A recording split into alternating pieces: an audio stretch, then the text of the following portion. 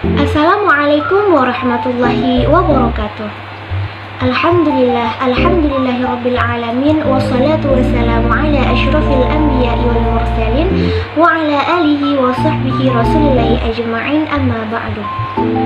Tayyib, perkenalkan nama ana Jihan Aidatul Hasanah dengan NIM 2214020098 dari program studi Pendidikan Bahasa Arab Fakultas Tarbiyah dan Keguruan Universitas Islam Negeri Imam Bonjol Padang. Video kali ini bertujuan untuk memenuhi tugas ujian akhir semester pada mata kuliah Al-Sarf An-Nazari dengan dosen pengampu Ustazah Meliza Budiarti MA. Nah, di video kali ini Ana akan menjelaskan 13 materi dari mata kuliah Al-Sarf An-Nazari. Tayyib, kita masuk ke materi pertama, yaitu tentang isim, fi'il, dan huruf. Yang pertama yaitu isim. Isim adalah setiap kata yang menunjukkan kepada manusia, hewan, tumbuhan, benda mati, tempat, waktu, sifat, atau makna-makna yang tidak berkaitan dengan waktu. Atau bisa juga kita definisikan, al-ismu huwa kalimatun dallas ala ma'na fi nafsiha walam tukhtaron bi zamanin wada'an. Tanda-tanda isim yang pertama yaitu tanwin, contohnya rojulun, kitabun, syajarotun. Yang kedua yaitu dimasuki oleh alif lam, contohnya seperti ar-rojulu, al-kitabu, asyajarotu. Yang ketiga itu dimasuki oleh huruf nida atau panggilan, contoh ya rojulu, ya Muhammadu. Yang terakhir yaitu bisa dimajrurkan oleh huruf jar, contohnya seperti ala syajaroti, bil bayyinati. Yang kedua yaitu fi'il. Fi'il adalah setiap kata yang menunjukkan kejadian sesuatu pada waktu tertentu. Contoh, dia telah menulis, dia sedang berlari, dengarkanlah. Atau bisa juga teman-teman lihat pengertian dalam bahasa Arabnya. Atau bisa juga teman-teman artikan dari sebalik pengertian isim tadi, yaitu al-fi'lu huwa kalimatun dallat ala ma'na fi nafsiha waqtu nasbi zamanin wada'an. Tanda-tanda fi'il. Yang pertama didahului oleh huruf qad. Contoh, qad aflahal mu'minun, qad aflaha man zakkaha. Yang kedua didahului oleh huruf sin. Contoh, sayaqulus sufaha, kalla saya'lamun. Yang ketiga didahului oleh huruf saufa. Huruf ini khusus masuk ke fi'il mudhorik. Contoh, saufa yu'tihim ujurahum. Yang selanjutnya dapat dimasukkan ta ta'nis yang sakin, yaitu ta yang disukunkan yang menunjukkan perempuan dan hanya dapat masuk pada fi'il madi. Contoh, darosats, zahabats. Yang ketiga yaitu huruf. Huruf yaitu al-harfu huwa kullu kalimatun laisa laha ma'na illa ma'a ghairiha. Huruf adalah setiap kata yang tidak bermakna kecuali jika bersama dengan kata yang lain. Contohnya fi, an, lam, dan lain-lain. Materi yang kedua yaitu tentang isim maksur dan isim manqus. Yang pertama yaitu isim maksur, yaitu setiap isim mu'rab yang akhirnya alif lazimah asli tidak bisa dibuang dan yang penting adalah alif ketika diucapkan walaupun ditulis dengan ya. Contoh seperti al-fata, al-hadi, al-ansa, al-mustafa, dan lain-lain. Yang kedua yaitu isim manqus. Isim manqus adalah semua isim mu'rab yang akhirnya ia lazimah, yang asli dan huruf sebelumnya kasroh. Contoh seperti al-mahami, al-hadi, ar-ra'i, al-qadi, al-wadi, dan ad-da'i. Materi yang ketiga yaitu tentang isim mamdud dan isim tafdil. Pengertian isim mamdud. Isim mamdud adalah semua isim mu'rab yang akhirnya hamzah sebelumnya alif tambahan. Contoh insya'a, ibtada'a, khadra'a, dan lain-lain. Selanjutnya isim tafdil. Isim tafdil adalah isim yang dibentuk mengikuti pola af'alu untuk menunjukkan salah satunya lebih dari yang lainnya. Contohnya seperti akhbaru, afdalu, ajmalu, akramu, dan ahsanu. Nah, materi yang keempat yaitu tentang mufrad, musanna, dan jamak. Pengertian isim mufrad. Al-ismul mufradu huwa madalla ala wahidin aw wahidatin. Isim mufrad adalah isim yang menunjukkan kepada satu laki-laki dan satu perempuan. Contoh Ali, Ghulamu, dan lain-lain. Pengertian isim musanna atau tasniyah. Isim musanna atau tasniyah adalah semua isim yang menunjukkan kepada dua laki-laki atau dua perempuan dengan menambahkan alif dan nun pada isim mufrad ketika rofa dan dengan ya dan nun ketika nasab dan jar. Contohnya seperti Khadrul Muhandasani dan lain-lain. Pengertian isim jamak. Jamak adalah semua isim yang menunjukkan kepada lebih dari dua laki-laki atau perempuan. Contoh muhandasuna, madrasati, anharun, dan lain-lain. Materi yang kelima yaitu tentang muzakkar dan muannas. Yang pertama, pengertian isim muzakkar. Isim muzakkar adalah setiap isim yang menunjukkan kepada laki-laki baik manusia atau hewan. Contoh abun, rojulun. Yang kedua yaitu pengertian isim mu'annas. Isim mu'annas adalah setiap isim yang menunjukkan kepada perempuan, baik manusia ataupun hewan. Contohnya seperti ummun, ukhtun, imro'atun, dan lain-lain.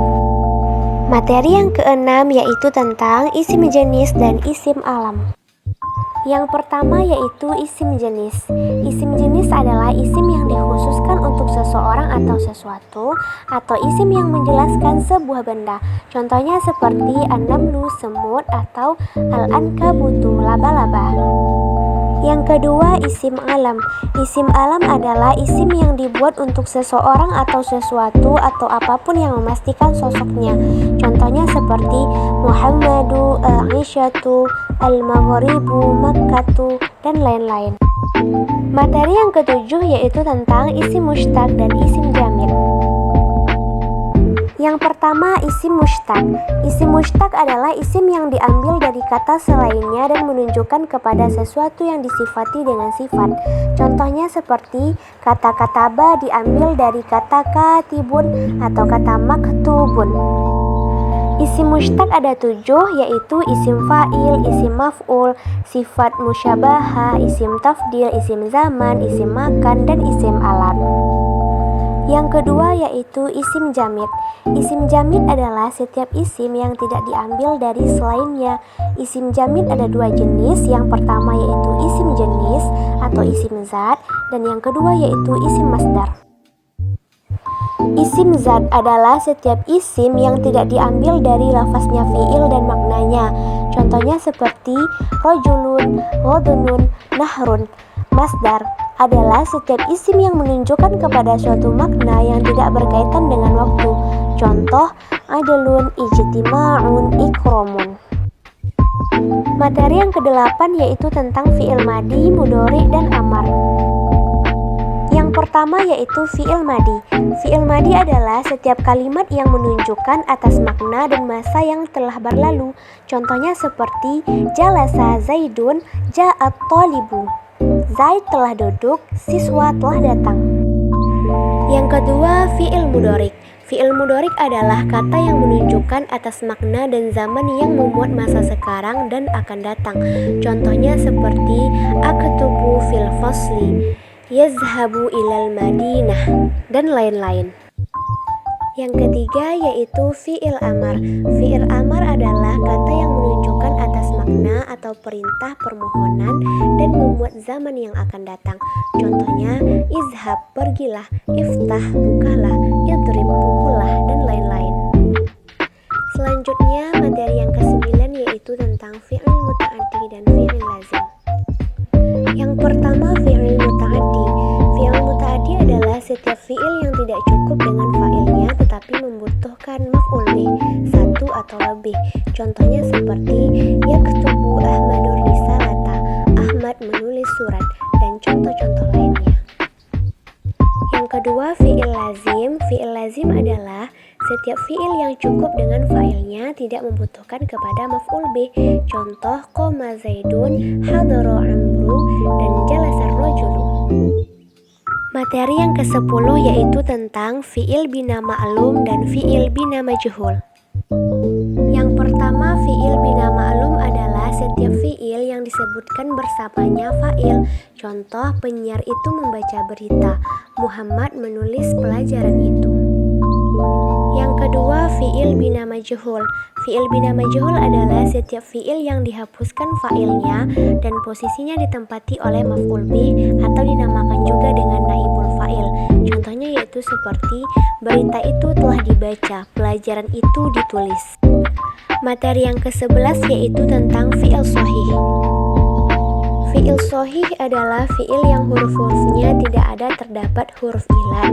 Contohnya seperti kataba, nasoro, doroba, dan lain-lain. Fi'il shahih terbagi menjadi 3 bagian. Yang pertama yaitu mahmus, yaitu semua fi'il yang salah satu huruf aslinya adalah hamzah. Contohnya seperti akhaza, sa'ala, qoro'a, dan lain-lain. Yang kedua yaitu mudha'af sulasi, yaitu setiap fi'il yang huruf kedua dan ketiganya dari salah satu huruf jenis seperti hazza. Yang ketiga yaitu salim, setiap fi'il yang huruf aslinya selamat dari hamzah dan tasydid. Contohnya seperti fataha, kataba, dan lain-lain. Materi yang ke-12 yaitu tentang fi'il mu'tal. Fi'il mu'tal adalah setiap fi'il yang pada huruf-huruf aslinya ada 1 atau 2 huruf ilat. Nah, huruf ilat itu ada alif, waw, dan ya. Contohnya seperti soma, roma, dan lain-lain. Fi'il mu'tal terbagi menjadi 3. Yang pertama yaitu misal, yaitu setiap fi'il yang awal huruf aslinya adalah huruf ilat. Contoh seperti wajada.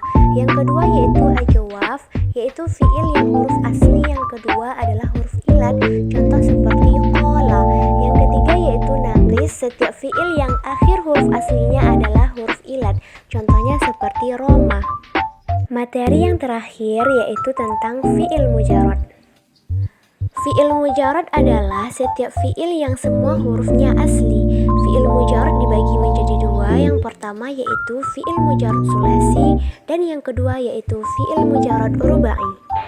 Nah, sekian penjelasan dari Ana terkait materi tentang as-sarf an-nazari. Semoga bagi teman-teman yang menonton video ini dapat memahami apa yang Ana sampaikan dan bermanfaat untuk kita semua. Syukran ala ihtimamikum. Thank you for watching. Wassalamualaikum warahmatullahi wabarakatuh.